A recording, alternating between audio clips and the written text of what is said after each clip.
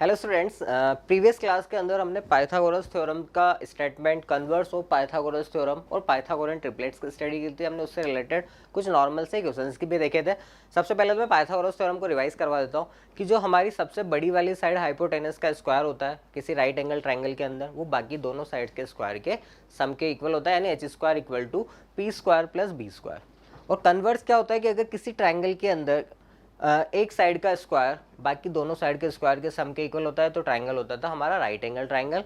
और हमने इससे रिलेटेड क्वेश्चंस देखे थे। आज हम इसी से रिलेटेड क्वेश्चंस देखेंगे लेकिन वर्ड प्रॉब्लम्स की फॉर्म में। तो आज का टॉपिक है आपका word problems on Pythagoras theorem.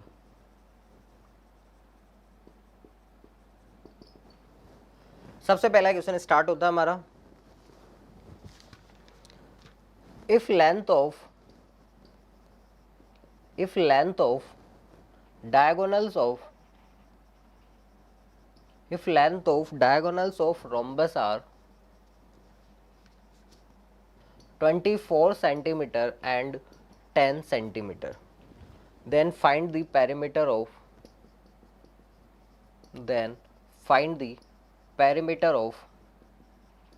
rhombus।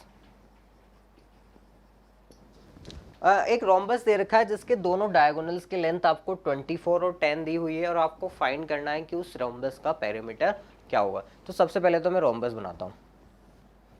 Rhombus मतलब ऐसा क्वाड्रिलेटरल जिसकी चारों साइड्स आपस में क्या हो, इक्वल हो, मतलब A B equals to B C equals to C D equals to D A होगा। और हमें रोम्बस की एक प्रॉपर्टी याद होनी चाहिए कि रोम्बस के जो दोनों डायगोनल्स होते हैं वो एक दूसरे को 90 डिग्री पर बाइसेक्ट करते हैं। क्या बोला मैंने? रोम्बस के दोनों डायगोनल्स एक दूसरे को 90 डिग्री पर बाइसेक्ट करते हैं, मतलब ये एंगल आपको कितना मिलेगा, 90 डिग्री। अब आपको ये पता है कि रोम्बस के दोनों डायगोनल्स 24 और 10 दे रखे, तो मैंने ए बी सी डी एक रोम्बस कंसीडर किया। यहाँ पर ए सी और बी डी इसके क्या है, डायगोनल्स है। तो लेट अस अज्यूम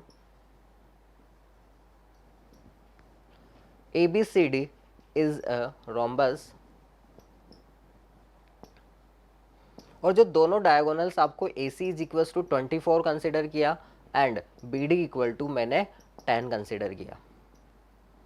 तो अब यहाँ पर आपको स्टेटमेंट लिखना पड़ेगा कि diagonals of rhombus bisect each other at 90 degree. तो ये एंगल आपका कितना हो जाएगा, 90 degree. Diagonals of rhombus bisect each other at 90 degree. तो अब सबसे पहली चीज़ कि जो AC अगर मैंने 24 कंसीडर किया तो OC उसका आधा हो जाएगा क्योंकि ये दो इक्वल पार्ट में डिवाइड करेंगे। और OC की जो value I 24 divided by 2 is 12 centimetre. Similarly जो DB आपका 10 था तो OB कितना हो जाएगा आपका 5 हो जाएगा, 10 का आधा। यानी कि मुझे ये वाली साइड 12 और ये वाली साइड कितनी मिल चुकी है, 5, और साथ में एंगल COB आपको कितना मिल चुका है, 90 डिग्री। अब मुझे फाइंड करना है इस BC की लेंथ। अगर मैं इस BC की लेंथ को कैलकुलेट कर लूँगा तो वही आपकी AB होगी, वही AD होगी और वही CD होगी। तो आप उसे 4 से मल्टीप्लाई करके पैरामीटर कैलकुलेट कर सकते हो। तो सबसे पहला काम आता है हमारा BC की लेंथ को कैलकुलेट करना। आपको BO से एक राइट एंगल ट्राइंगल नजर आ रहा है, तो इसका मतलब बाकी इन दोनों साइड के सम का स्क्वायर का सम इस तीसरी साइड CB के स्क्वायर के इक्वल होगा अकॉर्डिंग टू पाइथागोरस थ्योरम। तो आप यहाँ से CB की वैल्यू कैलकुलेट कर सकते हो इजीली। तो मैं बात कर रहा हूँ इन ट्राइंगल B और C के अंदर bye Pythagoras theorem. Pythagoras theorem होती है हमारी सबसे बड़ी साइड का स्क्वायर यानी BC स्क्वायर होगा OC square plus OB square के equal. BC square equal to जो आपका OC है वो हो गया 12 और OB इज इक्वल टू 5। तो 12 स्क्वायर इज 144 प्लस 25 कितना मिल जाएगा आपको, 169। और 169 मुझे पता है किसका स्क्वायर होता है, 13 का। तो BC इज इक्वल टू आपको मिल जाएगा 13 सेंटीमीटर। यानी आपकी रोम्बस की साइड्स कितनी आ रही है, 13। तो ये भी 13 होगी, ये भी 13 होगी और ये भी 13 होगी। तो आपसे पूछा था पेरीमीटर, तो पेरीमीटर क्या हो जाएगा, 4 इंटू साइड, और साइड आपकी कितनी आई है, 13। तो 4 इंटू 13 इज 52 सेंटीमीटर। तो जो आपकी रोम्बस का पेरीमीटर आया वो आपका कितना है, 52 सेंटीमीटर। नोट कर सकते हैं आप इसे। उसके बाद हम नेक्स्ट क्वेश्चन पर चलते हैं।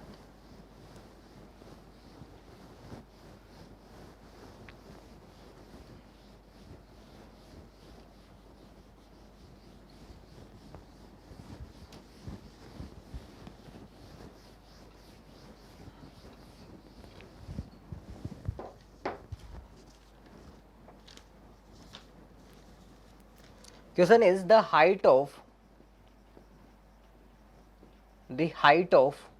two buildings.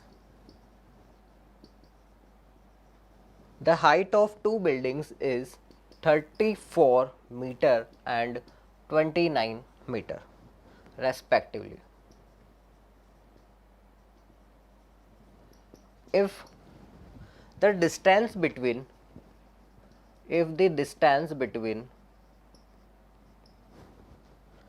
the two buildings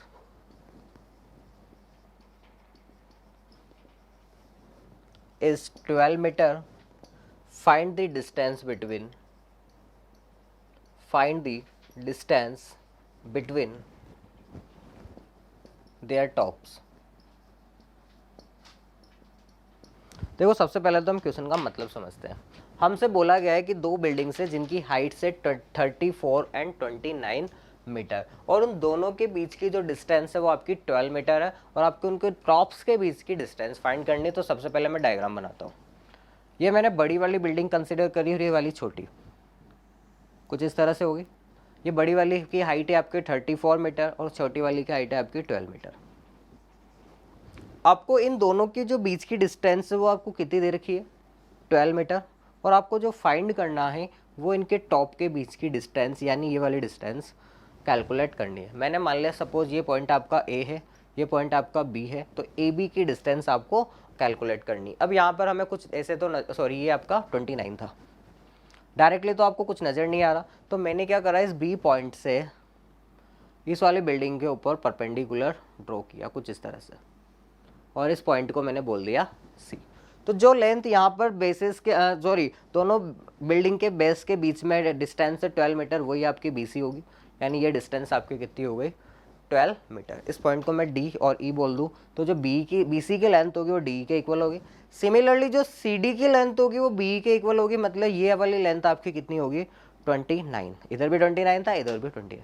तो जो आपकी बचा हुआ पार्ट है ए सी वो कितना होगा, 34 में से 29 को माइनस करोगे कितना 5 मीटर। तो अब ये ऊपर आपको ए बी से एक राइट एंगल ट्रायंगल नजर आ रहा है जिसकी दो साइड ए सी और बी सी आपको पता चल गई है। तो आप डायरेक्टली पाइथागोरस थ्योरम लगा के ए बी यानी कि दोनों बिल्डिंग्स के टॉप के बीच की डिस्टेंस को कैलकुलेट कर सकते हो। तो स्टार्ट करते हैं इसके सॉल्यूशन पर। यहाँ पर मैंने ए डी और बी को दो बिल्डिंग्स कंसिडर किया जिनकी लेंथ 34 और 29 है, तो इसको मैं लिख नहीं रहा हूँ, आप समझ सकते हो डायग्राम के अकॉर्डिंग। यहाँ पे डी इज इक्वल टू आपको 12 दे रखा था, तो जो डी है वो बी सी के इक्वल होगा यानी 12 मीटर हो जाएगा। साथ में जो ए सी की लेंथ होगी वो आपकी 34 माइनस 29 यानी 5 मीटर हो जाएगी। तो इन ट्रायंगल ए बी सी के अंदर bye Pythagoras theorem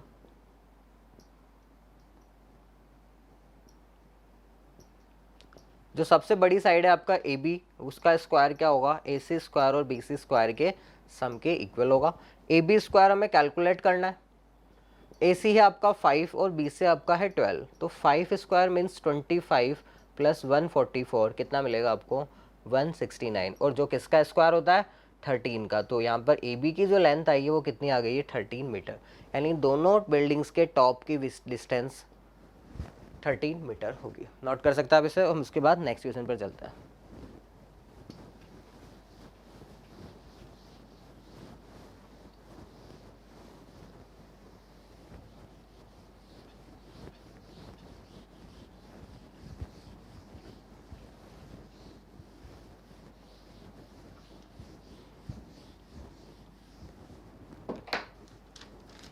next question है, अच्छा क्वेश्चन है, हर बार आता है और बच्चे इसमें गलती करते हैं। A tree is broken eight a height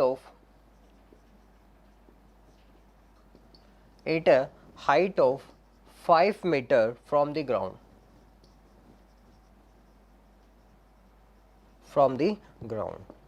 and its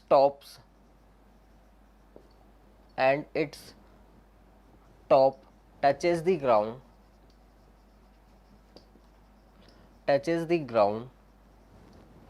at a distance of 12 meter from the base of the tree. Find the original find the original height of the tree.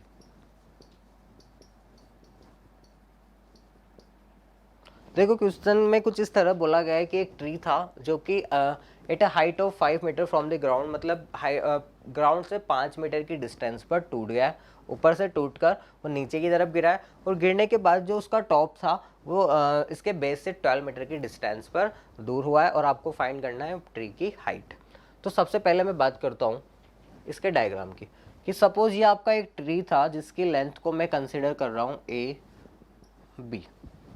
मुझे नहीं पता इस ट्री की height क्या है, लेकिन हुआ क्या कि ये पेड़ टूटा कहाँ से, बेस से 5 मीटर की डिस्टेंस पे। मैंने मान लिया कि ये पॉइंट आपका सी है और ये कहाँ है, बेस से 5 मीटर की डिस्टेंस पर। तो ये जो ऊपर वाला पार्ट है ट्री का सी है, वो क्या हुआ, टूटकर जमीन पर नीचे गिर गया, और आपको कुछ इस तरह से नजर आएगा जो ब्लू से रिप्रेजेंट हो रहा है। ये वाला जो पॉइंट ए था वो कहाँ शिफ्ट हो चुका है, ए डैश पर, यानी सी ए इक्वल टू क्या होगा, सी ए डैश। ये ऊपर वाला ट्री का पार्ट टूटकर नीचे जमीन पर इस तरह से टच कर रहा है कि इन दोनों के जो बीच की डिस्टेंस है, यानी ये जो ट्री का जो बेस था उससे इस कितने डिस्टेंस पर ये टूट के गिरा है, 12 मीटर पर। ये आपको क्वेश्चन के अंदर दिया हुआ है।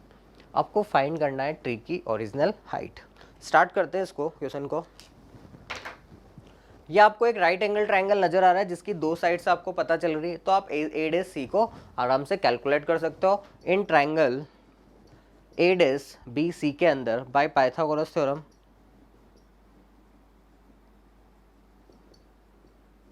जो आपका ए डैश सी का स्क्वायर होगा वो किसके इक्वल होगा, B C square plus B A dash के स्क्वायर के।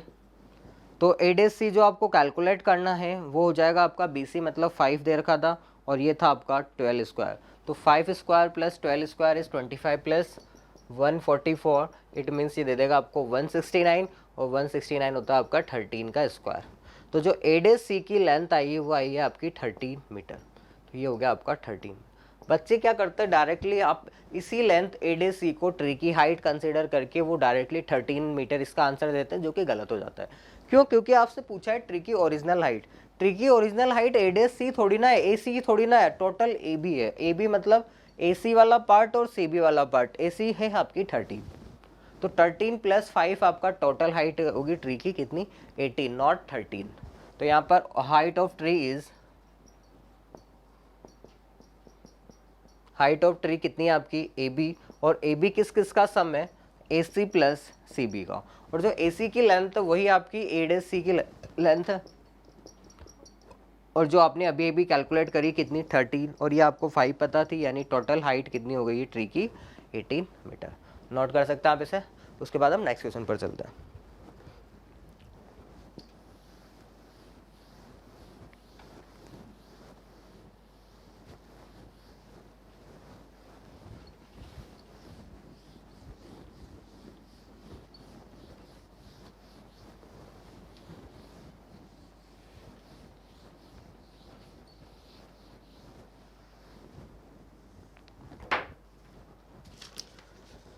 क्वेश्चन है आपका, prove that area of right triangle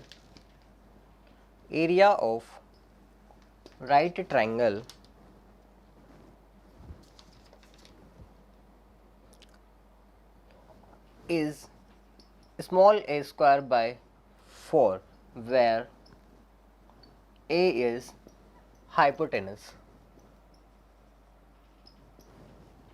और यहाँ पर सॉरी राइट ट्रायंगल नहीं है, राइट आइसोसेल्स ट्रायंगल है। क्वेश्चन के अंदर बोला है कि एक राइट आइसोसेल्स ट्रायंगल का एरिया आपको प्रूव करना है, कितना होगा, ए स्क्वायर बाय 4, जहाँ पर ए क्या है इसकी हाइपोटेनस। तो सबसे पहले मैं डायग्राम बनाता हूँ। ये मैंने राइट आइसोसेल्स ट्रायंगल कंसीडर किया। अब राइट आइसोसेल्स ट्रायंगल का मतलब क्या होगा, ऐसा ट्रायंगल जिसके अंदर एक तो 90 डिग्री हो और बाकी दोनों ये जो लेग्स है वो ए बी और बी से आपस में क्या होनी चाहिए, इक्वल होनी चाहिए। आपको ए सी की लेंथ दे रखी है स्मॉल ए, और फाइंड करना है कि इस ट्रायंगल का जो एरिया है प्रूव करना है वो कितना होना चाहिए, ए स्क्वायर बाय 4।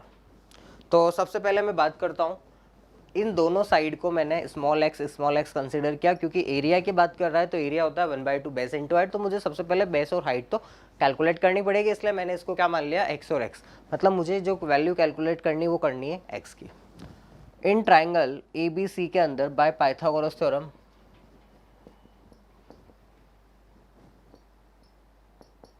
यहाँ पर ए सी स्क्वायर जो होगा वो होगा आपका ए बी स्क्वायर और बी सी स्क्वायर के सम के इक्वल। ए सी मतलब ए बी मतलब एक्स और बी सी मतलब भी एक्स। तो ए स्क्वायर क्या हो गया आपका 2 टाइम्स ऑफ एक्स स्क्वायर। तो जो एक्स स्क्वायर होगा वो आपका कितना मिला, ए स्क्वायर बाय 2, यानी एक्स की जो वैल्यू मिली है वो मिली है आपको under root A square by 2। A square में से तो ए बाहर आ जाएगा क्योंकि अंडर रूट लगा हुआ है, लेकिन नीचे की तरफ आपको क्या मिलेगा, √2। यानी इन दोनों एक्स की वैल्यू जो आपने कैलकुलेट की है वो कितनी है, a बाय √2। प्रूव करना था एरिया, तो सबसे पहले एरिया का फॉर्मूला लगाते हैं। एरिया होता है आपका 1/2 बेस इंटू हाइट। यहाँ पर बेस भी आपका एक्स है और हाइट भी आपकी एक्स है, क्योंकि ट्राइंगल कैसा है, राइट एंगल ट्राइंगल, और वो भी आइसोसेल्स। एक्स की वैल्यू मैंने पुट करी a/√2, a/√2। ऊपर की तरफ तो हो गया आपका a स्क्वायर, √2 और √2 मिलकर 2 होगा, और 2 × 2 इज 4। यानी यही आपको कैलकुलेट करना था, यही प्रूव करना था। तो ये आपका प्रूव हो चुका है, नोट कर सकते हैं आप इसे। उसके बाद हम नेक्स्ट क्वेश्चन पर चलते हैं।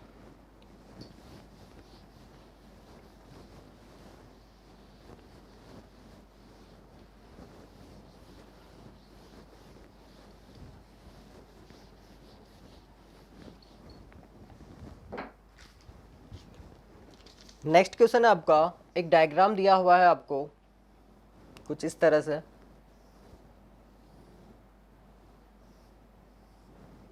This side is 24, this side is 26, this is 8, this is 6 and this angle is 90 degree. P, Q, R and K. In this adjoining figure,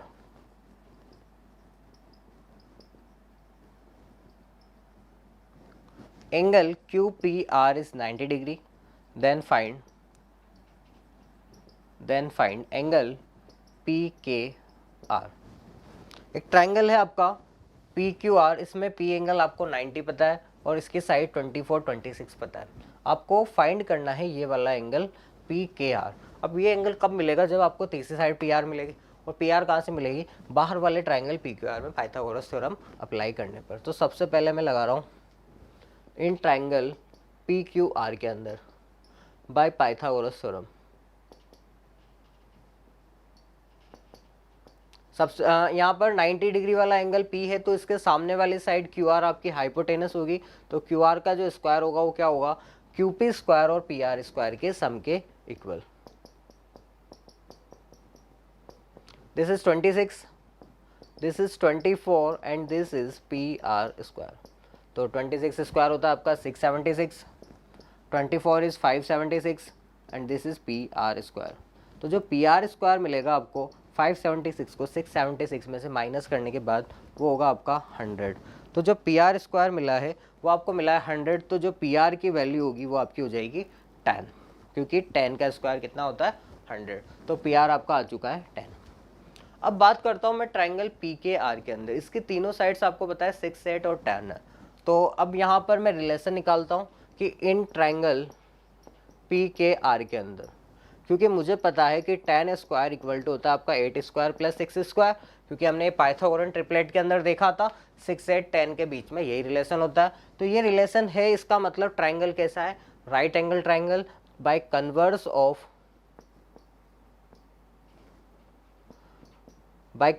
of Pythagoras theorem. जो आपका एंगल PKR होगा वो आपका कितना हो जाएगा 90। अच्छा, PKR ही क्यों हुआ, क्योंकि सबसे बड़ी साइड आपकी 10 थी, तो 10 के सामने वाला एंगल होगा आपका राइट एंगल यानी 90 डिग्री। नोट कर सकते हैं आप इसे। उसके बाद हम नेक्स्ट क्वेश्चन पर चलते हैं।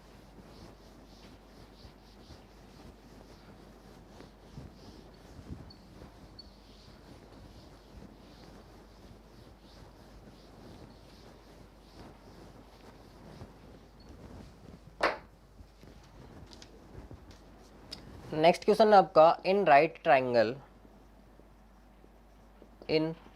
Triangle ABC angle B is equal to 90 degree. AD and CE are medians, then prove that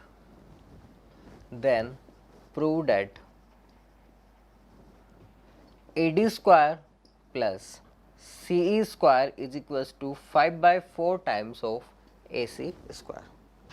सबसे पहले तो हम डायग्राम बनाते हैं कि कैसा ट्राइंगल है, राइट एंगल ट्राइंगल, जिसमें एंगल बी क्या है आपका 90 डिग्री। तो ये वाला एंगल मैंने पॉइंट बी लिया 90 डिग्री वाला, एंड बाकी पॉइंट्स आपको ए और सी है। बोला है एडी और सी आर मीडियंस। मीडियंस का मतलब वर्टेक्स से अपोजिट साइड के मिड पॉइंट को ज्वाइन करने वाला लाइन सेगमेंट। तो अगर मैं ए से अपोजिट साइड यानी बी सी के मिड पॉइंट को ज्वाइन करूंगा तो यहाँ पे डी पॉइंट सेम यही होगा, यानी ए डी आपकी मीडियन हो गई। ये दोनों लेंस आपस में इक्वल है और बी सी का आधा है। Same as it is C भी आपकी मीडियन है, यानी ए बी का जो मिड पॉइंट है वो आपका सी है, कुछ इस तरह से। और आपको प्रूव करना है कि जो ए डी स्क्वायर और सी स्क्वायर का जो सम है वो 5/4 टाइम्स होगा ए सी स्क्वायर के। तो सबसे पहले तो मैं यहाँ पर कुछ टर्म्स जो आपको टेक्निकली यूज में आएगी क्वेश्चंस में वो नोट कर देता हूँ।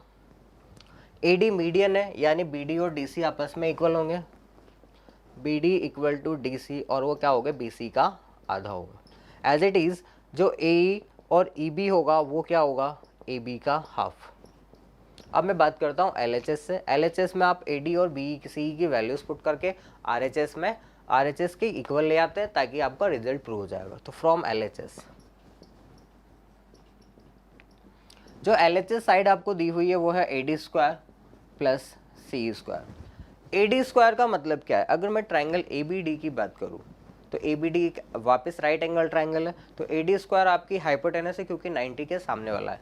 तो ये दोनों साइड यानी AB और BD के स्क्वायर के सम के इक्वल होगा। तो AD स्क्वायर को मैं क्या लिख सकता हूँ, AB square plus BD square.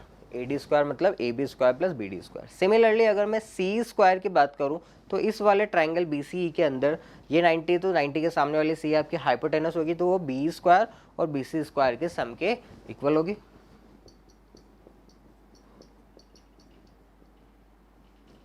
यहाँ से मैंने ए बी स्क्वायर और बी सी स्क्वायर को अलग ले लिया, बी सी स्क्वायर और ए बी स्क्वायर को अलग कंसीडर किया, और बी डी और सी की जो वैल्यू है यहाँ से बी डी और यहाँ से सी नहीं था, सॉरी, जैसे जो आपका सी स्क्वायर था वो था आपका B C square plus B square, तो ये था आपका बी स्क्वायर।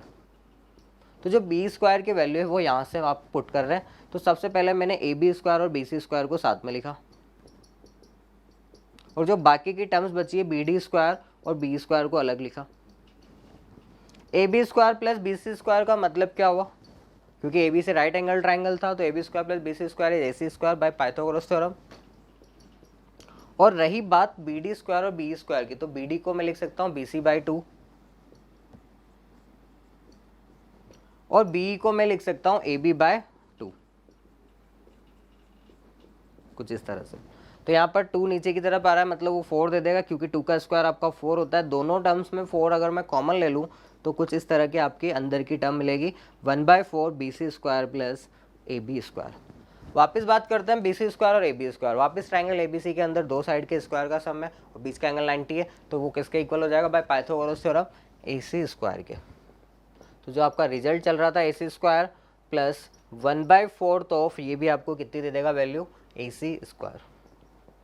तो अगर मैं ए सी स्क्वायर को कॉमन ले लूँ तो यहाँ से मिलेगा 1 और यहाँ से मिलेगा 1/4, और जब आप इसको एलसीएम लोगे 4 एलसीएम लेके सॉल्व करोगे तो 4 + 1 यानी 5/4 मिलेगा, और इस 5/4 को मैंने आगे की तरफ शिफ्ट कर दिया। तो जो आपका दोनों साइड के स्क्वायर का सम मिला वो कितना मिल गया, 5/4 ए सी स्क्वायर, जो कि किसके इक्वल है, RHS के, यानी ये आपने प्रूव कर दिया है। नोट कर सकता है आप इसे। उसके बाद हम नेक्स्ट क्वेश्चन पर चलते हैं।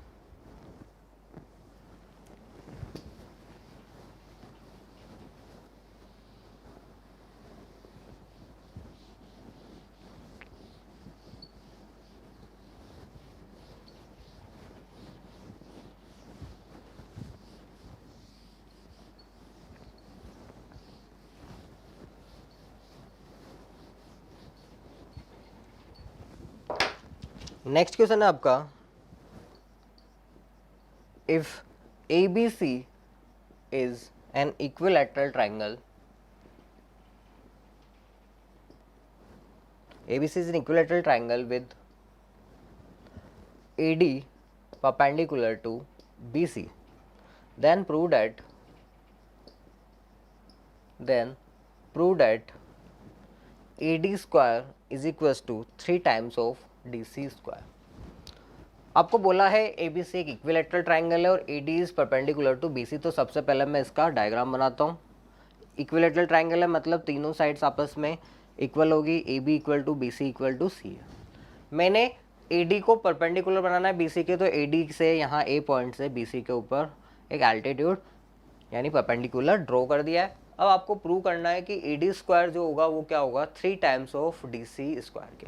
सबसे पहले चीज़ आपको मैं बता दूँ कि अगर ट्राइंगल इक्विलेटरल ट्राइंगल है और अगर मैं ऊपर वाले पॉइंट से नीचे बेस पर परपेंडिकुलर ड्रॉ कर रहा हूँ तो बेस को क्या करेगा, 2 इक्वल पार्ट्स में डिवाइड कर देगा, क्योंकि ट्राइंगल इक्विलेटरल है। इक्विलेटरल ट्राइंगल के अंदर मीडियन हो चाहे एल्टीट्यूड हो सब एक जैसे होता है। तो ये अगर मैं इस ट्राइंगल की साइड को AB को या AC को या BC को, इक्विलेटरल ट्राइंगल की साइड को स्मॉल a से कंसिडर करूँ तो ये BD और DC जो होगा वो क्या हो जाएगा, A का आधा यानी A/2 में डिवाइड हो जाएगा। देखो सबसे पहले मैंने इक्विलेटरल ट्राइंगल की साइड को A माना तो तीनों साइड्स A होगी। A से BC के ऊपर परपेंडिकुलर डाला तो उसको 2 इक्वल पार्ट्स में डिवाइड कर देगा, क्योंकि ट्राइंगल कैसा है, इक्विलेटरल ट्राइंगल यानी A/2। अब मुझे प्रूव करना है AD square equal to 3 times of DC square. तो पाइथागोरस थ्योरम लगा के AD और DC का रिलेशन हम निकाल सकते हैं। तो सबसे पहले जो अज्यूम किया उसको लिखते हैं, लेट साइड्स ऑफ ट्राइंगल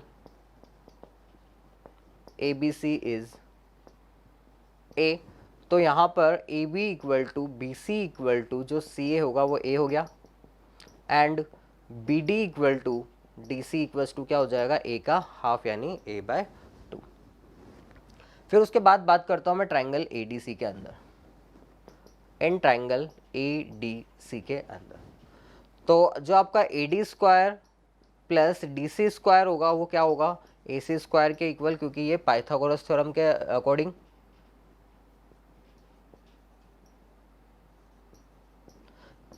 तो यहाँ पर मुझे AD स्क्वायर नहीं पता, AD स्क्वायर हमें नहीं पता, उसको एज इट इज छोड़ा, लेकिन हमें DC तो पता है कि वो क्या है, A/2 का होल स्क्वायर हो जाएगा। AC भी मुझे पता है वो कितना है, A स्क्वायर। तो यहाँ से मैं AD स्क्वायर को कैलकुलेट कर सकता हूँ कि A स्क्वायर में से मैंने इस A/2 के स्क्वायर को उधर ले जाके क्या कर दिया, माइनस कर दिया, यानी A²/4। 4 एलसीएम लिया तो क्या मिलेगा आपको, 4 times of A square minus A square means 3A²/4। ये आपको यहाँ से मिला है। तो जो AD स्क्वायर की वैल्यू आपको मिली है वो कितनी मिली है, 3 इंटू A²/4। और अगर मैं A²/4 की बात करूँ तो मैं इसको क्या लिख सकता हूँ, A/2 का होल स्क्वायर। और A/2 मतलब क्या है, A/2 मतलब है आपकी DC। तो मैं उस A/2 को क्या लिख सकता हूँ, DC लिख सकता हूँ। तो यहाँ से AD स्क्वायर जो आपको मिलेगा वो मिलेगा 3 इंटू DC का होल स्क्वायर, जो कि आपको प्रूव करना था। यानी AD स्क्वायर किसके इक्वल आ चुका है, 3 टाइम्स ऑफ DC स्क्वायर के। नोट कर सकते हैं आप इसे।